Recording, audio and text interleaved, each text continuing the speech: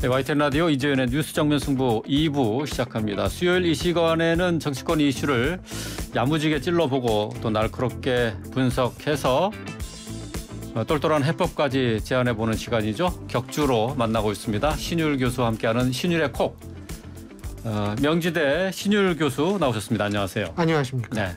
그 다음부터는요. 야무지게 찔러보는데 이건 빼주세요. 아 그래요? 괜히 야무지게... 뜨끔뜨끔해요. 네. 이거 야무지게 찔러야 되는데 이게 큰일이다. 아 그래요? 예, 알겠습니다. 예. 그 찌르는 거는 조금 부담이 되시는군요. 네. 예. 아니 뭐 야무지지 못해요. 네. 예. 자, 이게 민주당과 정의당이 오늘 이태원 참사 관련 국정조사 요구서를 예. 제출을 했습니다. 예. 국민의힘은 여전히 이제 국정조사보다는 신속한 수사가 우선이다라는 입장을 보였고 대통령실에서도 반응이 나왔어요. 슬픔을 정치에 활용해서는 안 된다라고 비판을 했는데요. 자, 이게 이제 본격적인 정쟁이 시작된 겁니까? 예, 뭐 그렇다고 봐야 되는데요. 일단은 제가 생각할 때는 지금 야당의 국정조사 요구를 여당이 수사 결과를 보고하자라고 네. 얘기를 하기 위해선 몇 가지 전제 조건이 있어야 된다고 봅니다. 다시 말해서 여당의 주장 일리가 있는데 일반 국민들이 이렇게 믿기 위해서는 전제 조건이 있어야 하는데 지금 그 전제 조건이라고 얘기를 할 때에는 첫째로 생각할 수 있는 것이 이른바 책임 있는 인사들에 대한 가시적인 조치가 선행이 돼야 된다고 봅니다. 예. 그러한 것이 없이 자꾸 수사를 지켜보고 뭐 팩트가 드러나면 다 맞죠. 그런데요. 아니 근데 진상조사를 하고 난 다음에 거기에 따른 책임을 묻겠다. 그런 근데요, 얘기잖아요. 글쎄요. 그게 법리적으로 논리적으로 다 타당합니다. 네. 근데 그거는 법률가가 하는 얘기죠. 정치인은요. 네. 사실은 여론에 가장 민감하게 반응해야 될 사람들이 정치인들이에요. 근데 이 정치인은요. 법리적 논리적으로 타당하니까 이거는 그대로 해야 된다라고 하면 여론의 눈높이, 그러니까 국민의 눈높이와 잘 맞지 않는다라는 비난을 받을 수가 있고요. 이렇게 되면 사실은 본인한테 커다란 불이익으로 돌아올 수 있는 그런 일이라고 생각을 합니다. 제가 이렇게 뭐 얘기를 하는 것보다 네. 제가 여론조사 두 가지를 말씀을 드리겠습니다. 예. SBS가 넥스트 리서치에 의뢰해서 11월 7일부터 8일까지 전국 성인 남녀 1,006명을 대상으로 한 여론조사를 보면은요. 네. 실제로 이 현 정부가 이 대응이 적절하게 잘했다가 27.8%입니다. 적절하지 않았다가 69.1%입니다. 예. 자, 그리고 또 다른 여론조사인데요. 그 KBS가 한 여론조사인데요. 이 KBS가 한국 리서치에 의뢰해서 11월 6일부터 8일까지 전국 만 18세 이상 성인 남녀 1,000명을 대상으로 한 여론조사인데 여기에서도 그 참사 정부 대응이 잘하고 있다는 26.8%, 잘 못하고 있다가 69.6%입니다. 그러면 대통령실이나 아니면 여당이나 이런 여론조사를 토대로 해가지고 민심을 잘 들어야 돼요. 다시 말해서 지금 이 부분에 있어서는 이 여당의 주장이 그러니까 여당과 대통령실의 주장이 잘 먹히지 않고 있다라는 걸 보여준다는 거거든요. 예. 그러니까 이런 부분 생각 잘해야 될 겁니다. 그러니까 이 정부 대응을 제대로 하지 못하고 있다는 그 여론이 이렇게 높은 것은 어떤 가시적인 조치가 없었다라는 지금 신 교수의 주장과 이제 맥락이 통한다라고 본다면은 어떤 가시적인 조치가 있어야 된다는 그러니까 거죠? 제가 이제 앞서 말씀드렸듯이 책임자에 대한 가시적인 조치죠. 네, 대표적으로 뭐 이상민 장관이라든가 그렇죠. 이상민 장관 전 책임질 부분이 많다고 생각합니다. 그분이 법리적으로는 전 문제가 없다고 봐요. 하지만은 문제는 무슨 책임이냐 하면 사실 보고 체계가 엉망진창이었잖아요. 그렇다면 그 보고 체계를 거기에서 책임져야 될 분이 누구냐면 행안부 장관이에요. 사실 제가 볼 때에는. 그리고 또 한 가지는 뭐냐면 사실 국민의 눈높이에 맞지 않은 얘기를 참사 이후에 했지 않습니까? 네. 물론 본인이 사과를 했습니다만. 근데 이러한 것들도 저는 사실 어떤 일정 부분 국민 여론을 매우 안 좋게 하는 요소라고 생각이 되고요. 법리적으로는 문제가 없고 논리적으로는 문제가 없지만 네. 하지만 실제적으로 우리가 흔히 도의적 책임이라고 얘기를 하지 않습니까? 예. 그런 차원에서 사실 거취가 빨리 결정돼야 한다라고 봅니다. 네. 본인이 결정해야 한다는 뜻이 아닙니다. 예. 그러니까 법적인 책임은 묻기 이전에 정치적인 도의적인 책임을 그렇죠. 국민들한테 지는 모습을 그렇죠. 보여줘야 된다. 그런 말씀이 되겠네요. 그게 아마 윤석열 대통령이 얘기하는 공정과 상식에도 걸맞는 얘기가 아닌가 이런 생각이 듭니다.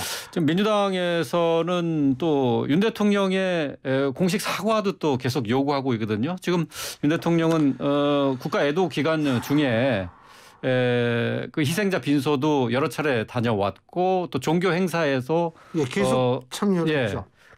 죄송하다라는 말씀을 전해주면서 이제 사과의 말을 대신했는데 이거로는 부족하다라는 건데 어떻게 보세요? 제가 볼 때에는 뭐 부족하다 이런 것보다도 그런 노력은 또 나름대로 평가를 해줘야겠죠. 네. 계속 조문을 가고 이런 거는. 근데 문제는 뭐냐면 그러한 자기의 마음을 표현하는 것이 국민들의 마음속에 얼마큼 스며들었는가 하는 부분은 전 다른 문제라고 생각합니다. 그렇기 때문에 이제 그런 부분을 좀 그 대통령실 측은 고려를 해야 될 거라고 보고요. 네. 사실 그것과 연관돼서 제가 이 말씀 드리고 싶어요. 윤석열 대통령 취임한 지 이제 6개월이 10일이, 오늘이 10일인가요? 오늘이 9일이군요. 9일입니다. 예. 와, 요새 날짜가 모르겠어요. 10일이면은 6개월이 되거든요. 네. 6개월 평가라고 얘기를 했을 때 6개월 동안 저는 잘한 부분도 많다고 생각합니다. 그러니까 예를 들면 정부 운영의 투명성과 소통 같은 것도 굉장히 높이 평가할 부분이라고 생각해요. 네. 근데 이제 문제는 뭐냐면 메시지 전달 능력이 안 돼요. 대통령실 전체가. 이건 대통령의 문제가 아니에요. 보좌하는 사람들의 문제인데 메시지 전달이 안 돼요. 자, 제가 메시지 전달 능력이 안 된다라고 얘기했던 이유 중에 하나는 뭐냐면 지금 말씀하셨듯이 매일 조문 가고 이런 거 참 좋습니다. 네. 그런데 그 메시지가 제대로 전달됐는가를 한번 체크해 보면 전 그러니까 제가 아까 말씀드린 이 여론조사 결과 같은 게 KBS나 SBS 여론조사에서 이런 식으로 나오는 거예요. 그거에 대해서 사람들이 정말 이 가슴 깊게 느꼈다면 과연 그랬을까? 전 그렇다고 생각하지는 않습니다. 예. 여론조사 얘기를 했으니까 뭐 오늘 발표가 된 RN서치의 여론조사도 한번 좀 살펴보도록 할까요? 뉴스핌 의뢰로 그렇죠. RN서치가 조사한 내용인데요. 지난 5일부터 7일까지입니다. 전국 만 18세 이상 남녀 1,023명을 대상으로 조사했는데 윤 대통령의 국정 수행에 대한 긍정평가가 38.2%, 부정평가는 59.4%를 기록을 했습니다. 지금 뭐 전주보다 긍정평가가 2.7%포인트 상승했고 부정평가는 2.1%포인트 하락을 했습니다. 아무래도 이태원 참사 때문에 좀 지지율이 떨어지지 않겠느냐 했는데 지지율은 오히려 올랐습니다. 어떻게 해석해야 되나요? 저는 몇 가지 원인이 있다고 생각합니다. 일단은 상대적으로 올랐다라는 표현을 하고 싶습니다. 그것은 무슨 얘기냐면 이태원 참사라는 정말 끔찍한 일에 대해서 이게 이제 대통령실은 나름대로 수습을 하려고 노력을 했죠. 네. 그리고 민주당도 이 문제에 대해서 접근을 나름대로 대응하고 접근하지 않았습니까? 그런데 일반 국민들의 눈에는 민주당의 이 참사에 대한 대응 접근 방식을 그다지 호의적인 눈으로 바라보지 않고 있기 때문에 실제로 상대적으로 그거보다는 대통령이 낫다. 이렇게 생각돼서 저는 대통령 지지율이 올랐다고 생각합니다. 그거는 제가 앞서 말씀드린 여론조사 결과하고도 연관져서 얼마든지 생각할 수 있거든요. 자, 그렇다면 민주당의 접근 대응 방식이라는 것이 무엇이 문제인가라고 얘기를 했을 때 전 국정조사는 필요하다고 생각을 해요. 그런데 예를 들면 지금 민주당 일각에서 민주당 내부에서도 그런 목소리가 나오는데 이 희생자에 대한 이 사진이나 인적사항 공개 이런 문제들이 나오는데 이거 사실 국민의 눈높이에 맞지 않다고 생각합니다. 그래요. 예를 들면은 제가 이걸 좀 알아봤는데 한국 기자협회, 그 기자협회 회원이시죠? 한국 기자협회에서 재난보도 준칙이라는 게 있습니다. 그런데 18조를 보면 피해자 보호 이렇게 돼서 피해자와 그 가족, 주변 사람들의 명예나 사생활, 심리적 안정 등을 침해해서는 안 된다 이렇게 돼 있고요. 19조 신상 공개 주의, 상세한 신상 공개는 인격권이나 초상권, 사생활 침해 등의 우려가 있으므로 최대한 신중해야 한다라는 거 돼 있거든요. 자, 보도도 이런데 보도 원칙도 기자협회에서 만든 준칙도 이런데 정당에서 지금 유가족들이 왜 우리 공개 안 해주느냐라고 얘기가 나오는 것도 아닌데 이걸 공개해야지 애도를 할 수 있다. 공개를 하면 더 슬퍼질 수 있다라고 얘기를 하는 것이 이게 과연 맞는 것인지 국민들은 의구심을 가질 수도 있어요. 그러니까 이런 문제라든지 민주당이 실제로 접근을 할 때 혹시나 민주당 스스로 의도는 그렇지 않았다고 본인들은 생각할 수 있지만 일반 국민들이 볼 땐 아, 이게 조금 정치적으로 접근한 거 아니야? 라고 생각할 수는 없지 않았을까라는 건 스스로 좀 돌아볼 필요는 있지 않을까. 이 여론조사 대통령 지지율이 올랐네? 이거 왜 올랐지? 라고 생각하는 것보다는 사실은 그게 상대적으로 오를 수밖에 없었던 환경을 본인들이 조성하지 않았는가라는 측면을 한번 생각해 봤으면 좋겠습니다. 민주당이 그러니까 이태원 참사를 대하는 접근 방법에 문제가 있다라고 지적을 하셨는데 근데 문제가 오늘 있다라기도 있을 수도 있지 않을까라는 거죠. 오늘 검찰이 민주당사에 대해서 이제 압수수색까지 진행을 했는데 오늘 이재명 대표가 한 얘기 가운데 하나는 희생자의 이름과 영정을 공개하라라는 내용이 있어요. 앞으로 이것을 공개적으로 그거는 본인들이 결정할 문제가 아니에요. 그 민주당이 그러니까 유가족들이 이게 피해자 중심의 시각을 가지고 피해자 중심으로 접근을 해야죠. 네. 그러니까 유가족들이 원하지 않는다면 모르지만은 어쨌든 뭐 이름과 원한다면 사진. 원한다면 해야죠. 근데 그걸 원한다면 아마 피해자 유가족들도요. 자신들이 원한다 하더라도 민주당을 통해서 밝히지는 않을 겁니다. 어쨌든 뭐 국정감사장에서 문진석 의원에게 온 문자 메시지 뭐 여기도 그 내용이 있지 않습니까? 모든 수단 방법을 동원해서라도 전체 희생자 명단과 사진 프로필을 확보해야 한다라고 했고 또 추모 공간도 마련해야 된다라는 그 내용도 들어가 있는데 이게 지금 현재 유가족이나 국민 정서에는 맞지 않는다 그런 말씀이시네요. 맞지 않을 수 있다. 맞지 않을 수 있다. 맞지 않을 수. 그건 저도 추론이니까 뭐 단정지어서 얘기할 수는 없죠. 단 제가 말씀드릴 수 있는 것은 뭐냐면. 지금 거기에서 수단과 방법을 가리지 않고 이런 단어가 들어가 있나요? 그 문자 모든 수단 방법을 동원해서라도 모든 수단 방법을 동원한다라는 거는 가리지 않고라는 말이 아니고 동원해서라도. 근데 왜 유가족들의 의견을 과연 묻고서 그렇게 했는지 예를 들면은 이러면 그 표현이 맞을 수 있어요. 모든 수단을 동원해서라는 표현이 어떤 경우 유가족들이 본인들의 이런 모든 것을 밝히고 싶어요. 상당수의 유가족들이. 근데 예를 들면 정부가 막고 있어요. 예를 들자면 이러면 야당한테 가서 우리 이거 밝히고 싶은데 라고 얘기를 했다면 그때 민주당은 그렇게 얘기할 수 있겠죠. 하지만 지금 정부가 그것을 막고 있나요? 그걸 막을 수도 있는 세상도 아니거든요. 그러니까 실제로 저는 피해자 중심에서 유가족 위주로 생각을 해야지 유가족의 의견이 과연 어떤지 지금 156명의 안타까운 젊은이들이 목숨을 잃었습니다. 유가족들은 지금 엄청난 충격에 빠져 있고 그 허탈감과 그 상실감 지금 굉장한 그런 걸 느끼고 있을 거예요. 근데 정치권에서 공개를 해야 된다 말아야 된다. 이렇게 얘기하는 것이 과연 적절한 접근인지는 전 잘 모르겠어요. 지금 뭐 민주당에서 이태원 참사와 관련해서 이제 가장 크게 꼽는 원인으로 지금 청와대 이전 문제 이것과 관련해서 또 한동훈 장관이 추진하고 있는 마약과의 전쟁 여기에 이제 지금 초점을 맞춰서 지금 공세를 펼치고 있지 않습니까? 이 부분에 대해서는 어떻게 생각하세요? 일단은 참사를 막지 못했다라는 것, 예방을 할 수 있었음에도 불구하고 하지 못했다는 것은 경찰을 비롯해서 지자체라든지 행정안전부 관련 모든 관계자들이 사실은 할 말이 없다라는 점을 먼저 말씀드립니다. 제 생각에는. 그런데 마약과의 전쟁 때문에 이걸 했다. 마약과의 전쟁과 왜냐하면 제가 알기로는 제가 이 형사 드라마 수사물 좋아하세요? 저도 그거 자주 보거든요. 그거 보면 분명히 마약반하고 이 질서 유지를 통제하는 기동대하고는 완전히 분야가 다르거든요. 그렇기 때문에 마약을 단속했기 때문에 근데 그것도 좀 앞뒤가 안 맞는다고 제 개인적으로는 생각. 이건 제 개인적인 생각이에요. 아니 경찰이 마약 단속하는 거는 당연한 권리죠. 그리고 경찰의 마약 단속과 검찰을 연결시킬 수 있는 연결고리가 과연 무엇인지 그런 얘기를 사실 해줬어야 된다고 생각하고요. 그리고 아까 마약 단속 말고 또 뭐라 그러셨죠? 청와대 이전이 청와대 이전. 예. 그거는 100일 경비당 102 경비단인가요? 청와대 그러니까 대통령실을 경비하는 경비대대가 따로 있지 않습니까? 예, 물론 그렇긴 한데 지금 민주당에서 하는 얘기는 그 지금 한남동 공관이 사실 뭐 서초동 사저에서 윤 대통령이 출근하다가 최근에 이사를 했습니다마는 그 전에는 빈 지역이었는데 여기에 200명에 달하는 경찰 인력이 투입이 돼서 경비 인력에 공백이 생긴 것 아니냐라고 지적을 하고 있거든요. 그런데 그게 경비 인력이 용산경찰서의 경비 인력이라는 얘기예요? 지금 그 부분이 얘기죠? 중요한 게요.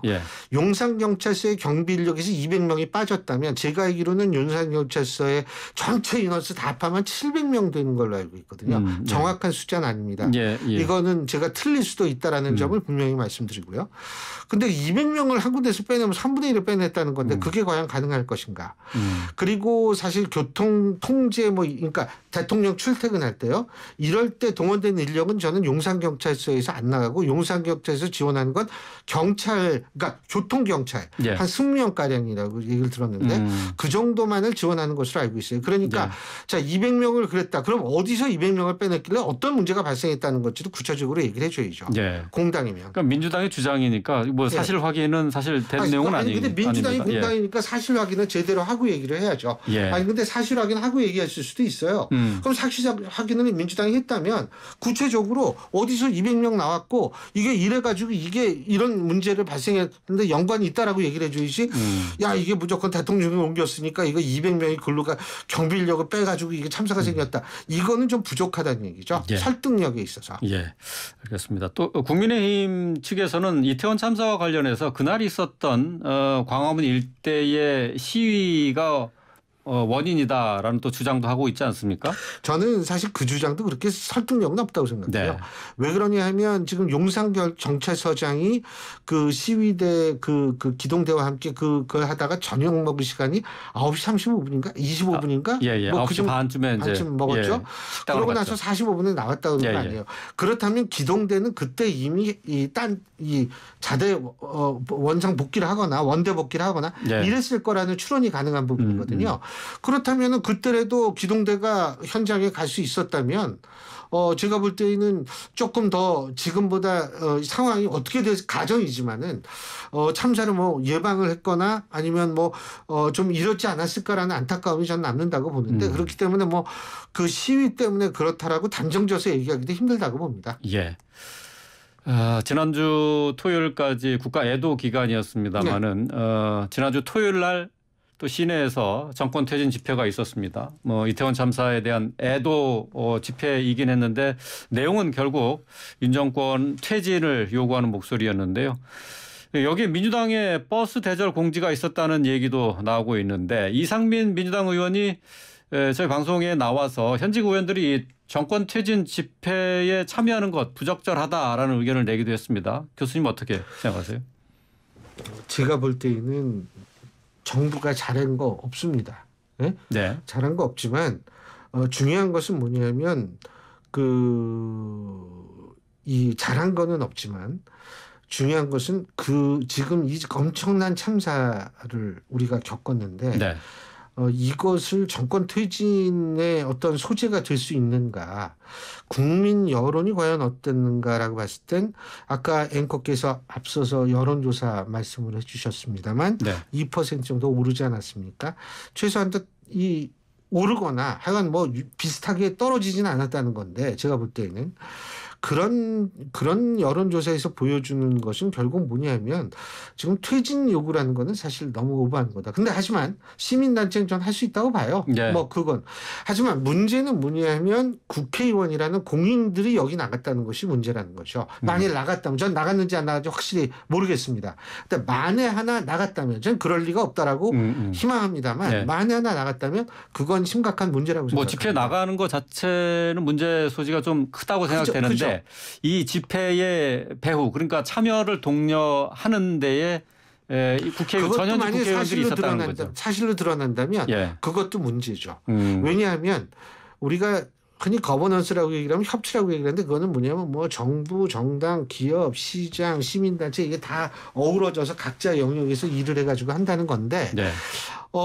만약 그런 식으로 얘기를 한다면 이 정당이라는 영역이 시민단체, 시민사회 영역에 들어온 거거든요.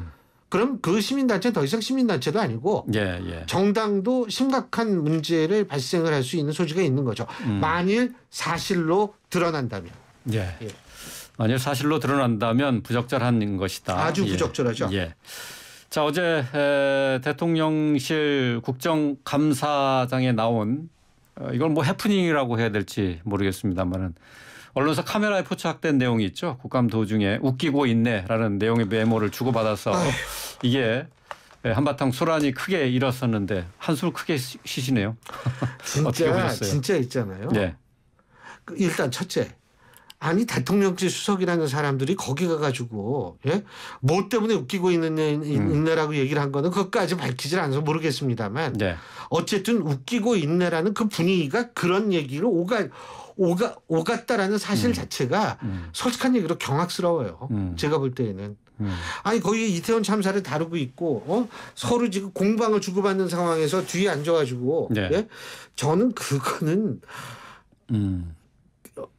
그건 뭐 어떻게 말이 안 나와요. 너무 상식 밖이래 가지고 말이 안 나와요. 예.